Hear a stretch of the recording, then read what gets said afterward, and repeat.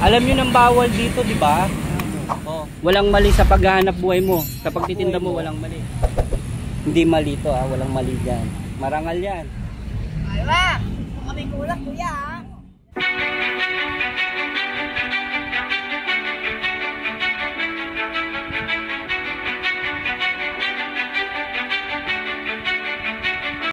Na yung pinagsigarilyohan nyo po, tapon nyo po sa ano, ilagay nyo naman po sa basurahan. Ay, nag-ano nito, kuya.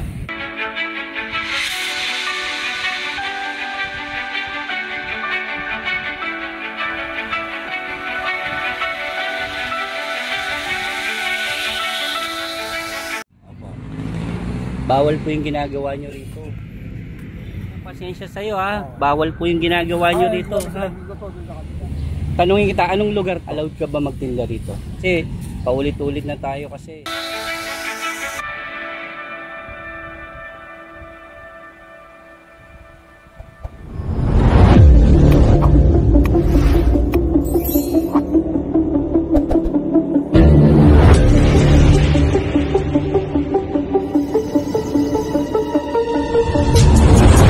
Marami pang mangyayari maganda sa buhay.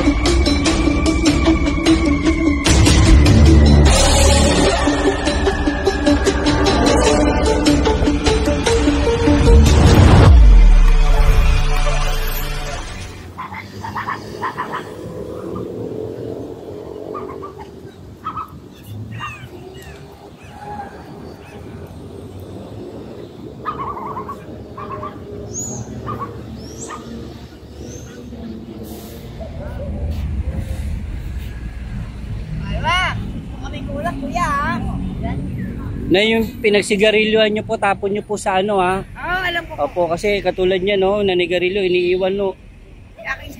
Opo ilagay nyo naman po sa basurahan. Kita nyo po yung iba o kumakain po. Iba yung mga kumakain dyan. Diba? Oo. Sila naman po yung namamasyal dito. Ginagawa lang namin yan, Ate Smith. Opo. Para sa inyo naman to pag malinis kayo rin nakikinabang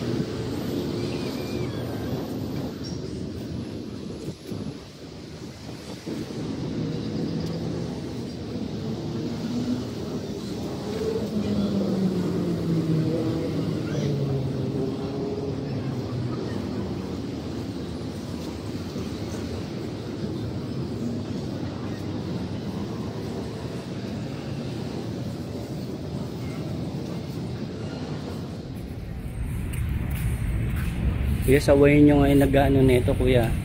Yung mga nagtatapon ng styro dyan, pakisaway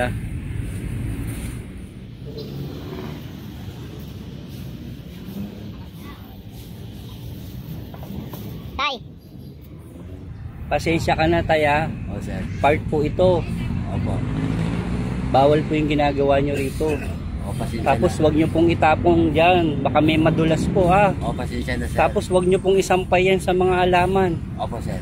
Pakiusap lang po Opo sir. Sa inyo naman din to eh. Kaya rin Oo. makikinabang nito eh ha. Oo, sir. Pasensya ka na kung nasa way okay. kita ha.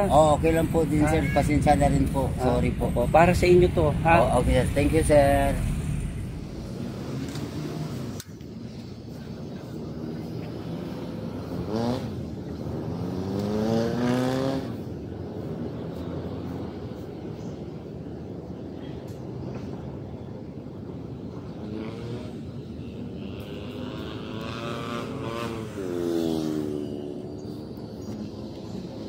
Umaga tay. Maglilinis kayong kaldero tay, di ba? Saan kayo magluluto? Yan sa kabila. Alam niyo ba kung ano tong lugar na to? Oo. Ano po ito? Okay. Ano po yung pasyalan po ito, di ba? Oo. Ako hihingi ng pasensya sa iyo ha. Bawal po yung ginagawa niyo dito ha. Dito to doon sa kabila sa Tangwali sa post office. Ah, Nangungwali yan nang sa opo pakisabihan niyo lang po yung mga kaibigan niyo. Yung nagluluto diyan sa kabila. Ah, Oo. tapos wag niyo po itapon yung pinagsabunan niyo sa kalsada, sa ano na lang oh ha. Oo. Sige oh.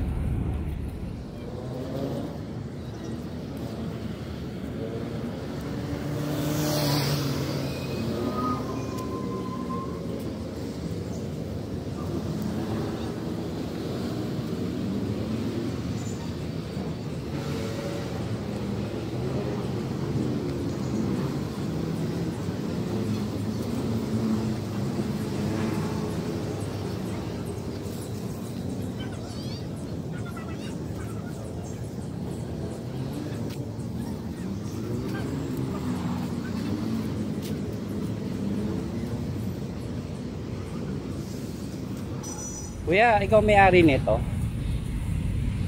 Pasensya ka na, sisitahin kita ha. Tanungin kita, anong lugar to? Lutol po. Plaza. Ano to? Anong Plaza po, plaza. plaza, pasyalan? Allowed ka ba magtinda rito? Ano po, bawal. Bawal no. Pasensya ka na ha, kasi paulit-ulit na tayo kasi.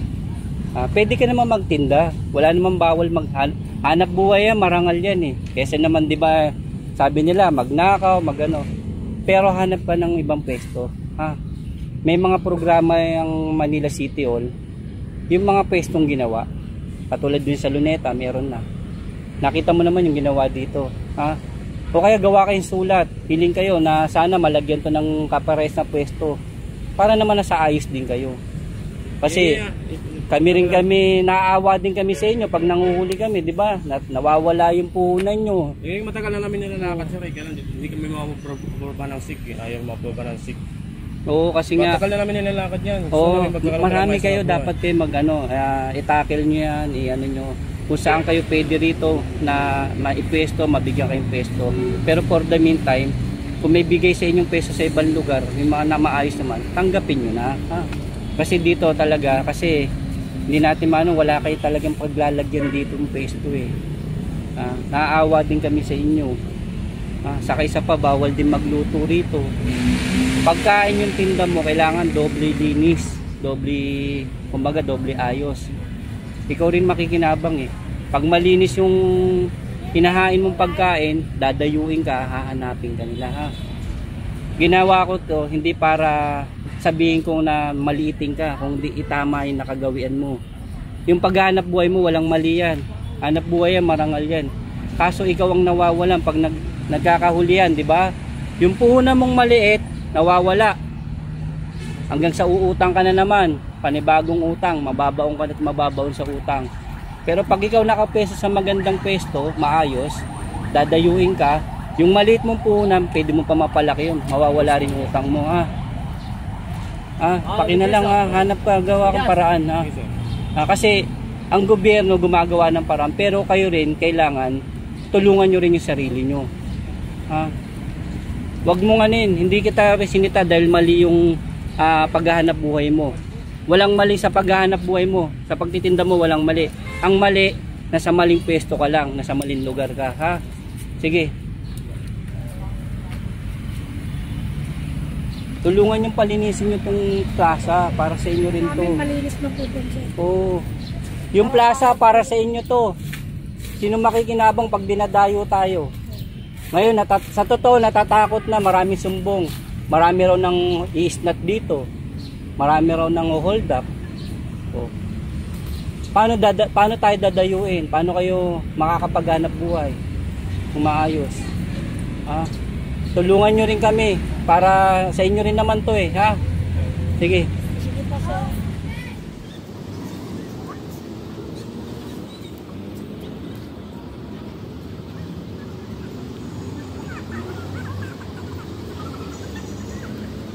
Tayo yung pinag-anoan nyo, tayo nyo, oh. May uminom, di ba? Hindi sa akin yan. O ganito, yung pinag-anoan mo, Kaupo ko lang mo. tanggalin mo to ha, pagalis mo ha. Huwag mong iiwan yan ha. Tapos, Hindi sa akin yan. yung mga kakilala mong kumakain, sawayin nyo kasi kayo rin naman makikinabang nito ha. Pakina lang ha. Ay, mga nagkakapigyan yung dami nila. Yan o, may basura naman kayo dito. Tay. Magandang ano po ha, sinanay oh. Oh, magandang maga po. Alam niyo naman yung programa ng gobyerno tuloy-tuloy, di ba? Di ba? Yung hanap buhay mo, hindi mali to walang mali diyan. Marangal 'yan.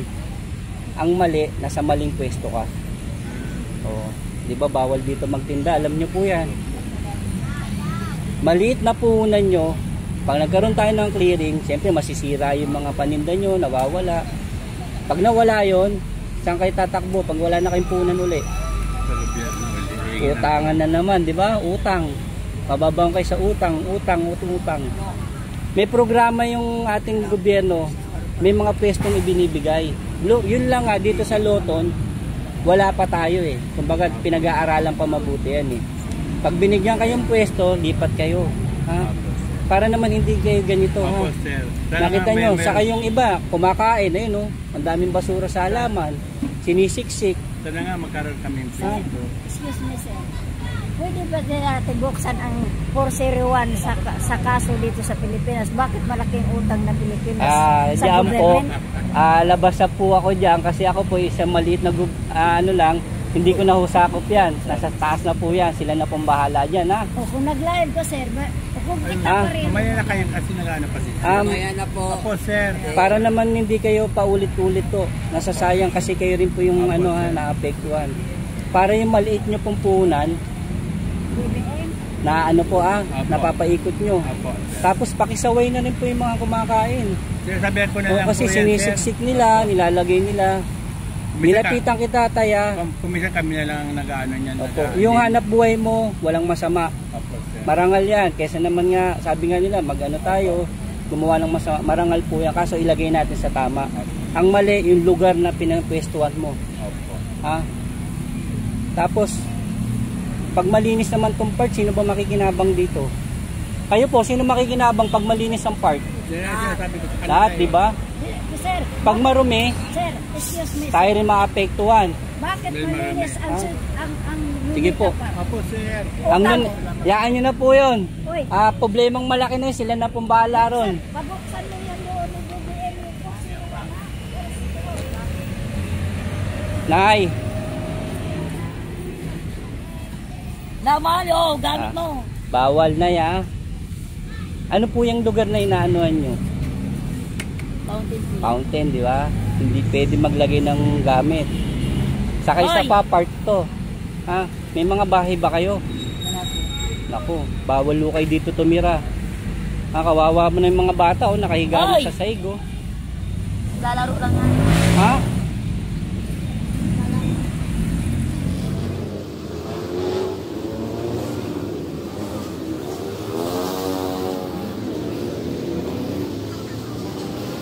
Nay, alam niyo nang bawal dito, di ba? Oh, lahat kayo mga vendor dito, mag-usap-usap kayo. Gawa kayong sulat. May mga pwestong binibigay yung gobyerno natin. Doon kayo pagtinda. Ha? Sayang kasi yung mga pinupuhunan nyo. Ha? Ay, may sinabi si sir. Ha? Mag-usap-usap kayo mga vendor dito. Kasi nakita nyo, mga customer nyo, iba kumakain, sinisiksik sa halaman. Bawal po magtinda rito sa Loton. Eto na hindi ko po kayo kinukundi na. Yan, lumapit na yung may-ari sa kabila. Yung paghahanap buhay nyo po, walang mali po dyan ha. Yung pagtitinda nyo, hindi po mali yan. Ang mali po, kaya ko po kayo sinisita, nasa maling lugar kayo. Ha? Kasi nga, maliit na puhunan nyo, hindi na lumalaki. Pag hindi lumalaki, pag sa ganitong lugar kayo eh. Hanggang sa wala kayong puhunan, mangyayari, uutang kayo. Mababaong kayo sa utang. Pero kung kayo po yung nakapesto ng maayos, siyempre sa pag may pestong maayos, may konting bayad. May patakaran tayong susundin. Pero nasa sa ayos naman po. Nakikita nyo po kung ano idadagdag nyo sa tinda nyo. Mas masarap po pumesto sa maayos na lugar. Yung konting maliit na pesto nyo, napapalaki nyo po yun. Saan banda yan, sir? Punta kayong City Hall. Alamin nyo po kung saan yung mga nilagay ng mga programa ng gobyerno natin, ng Manila City Hall, ng mga pwesto. Diba nakita nyo po yung mga ginagawang pwesto, katulad ng Ilaya, dito sa may Luneta. O baka pag sama-sama kayo lahat ng vendor, sumulat kayo, baka dito sa Loton mapag-aralan, mabigyan kayo ng magandang pwesto, yung maayos na pwesto, diba?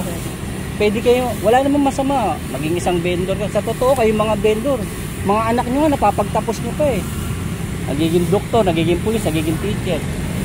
Hindi kayo namin hinahamak. Mahalaga rin kayong vendor, mahalaga rin ang ano nyo, mas kumbaga, mas may kakayahan pa kayo na maging mabago nyo yung takbo ng buhay ng mga anak nyo. Diba ho? Huwag nyo po mamalitin sa ay vendor lang po ako. Hindi. Sa dami-dami ng vendor na kakilala ko, karamihan dyan napagtapos nila yung mga anak nila. Yun lang nga, nasa maayos silang pwesto. Pwede naman din ho kayong ganun eh. Ha? Para hindi na pumamana ng mga anak nito. Gusto nyo ba manahin ng anak nito? O, manahin ng anak nyo, maging magtinda, hindi na sa ganitong lugar, kumbaga sa maayos na. Sana naunawaan nyo po ako ha. Kasi nawaawa rin po kami, paulit-ulit tayo, nakikita nyo naman, clearing operation tayo. Kasi pag yung isang lugar na malinis, maayos, pero po makikinabang. Tama, mali. Diba? Sige po, Anay ha. Opo. Sige po. Opo, pasensya na rin po kung naisita ko po kayo. Gusto ko lang po na maitama kayo at makita nyo yung maayos para sa inyo rin po. Pasensya na rin po kayo sa akin ha. Sige po. Opo. Ito na, ipakilinis na rin mo. Tignan nyo po ha.